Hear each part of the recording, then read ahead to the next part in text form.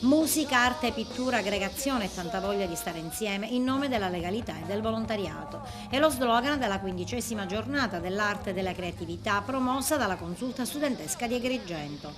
È una giornata che mira proprio a fare stare assieme i giovani tutti insieme, riflettendo su valori che sono veramente essenziali nella vita di oggi, dove tutto sembra vacillare. È una giornata che è stata istituita a livello ministeriale 15 anni fa e che già a livello regionale viene anche realizzata in tutte le 9 province. Come negli anni precedenti, si è voluto dare agli studenti della provincia l'opportunità di esprimersi attraverso diversi linguaggi e di ritrovarsi insieme. Abbiamo deciso di far esibire un po' tutti i generi musicali, infatti daremo pure spazio al DJ set di pomeriggio. Adesso si stanno esibendo i nostri gruppi di ragazzi, più che altro band rock. Ci saranno altre opere artistico-espressive, ci saranno i ragazzi dei Murales. Veramente abbiamo cercato di fare tutto nel rispetto di ogni esigenza, di ogni stile musicale. Veramente ne è valsa la pena, possiamo dire. L'assolato Piazzale Aster ha riunito gli studenti delle scuole della provincia che hanno reso visibili le proprie passioni, incoraggiando ad accendere nuovi desideri creativi ancora inespressi.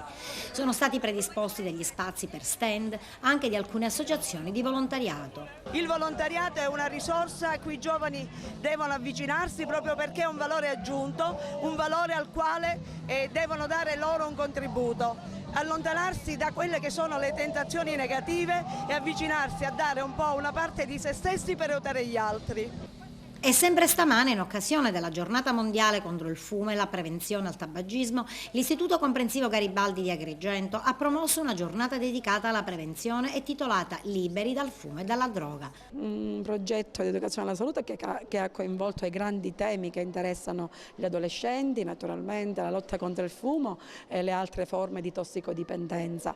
È la conclusione di un'attività progettuale attraverso diverse sollecitazioni di contenuti, di relazione, di ricercazione. I ragazzi hanno potuto valutare gli effetti negativi del fumo sulla loro salute, sulla loro vita di relazione. Oggi concludiamo con gli esperti dell'ASPI che ringraziamo. È ormai una tradizione per l'Istituto Garibaldi vivere in termini di impegno e anche di collaborazione con le famiglie la giornata contro il fumo. I ragazzi hanno compiuto delle ricerche in collaborazione con le famiglie anche per essere loro educatori degli adulti che a volte in questo caso sono testimoni poco credibili.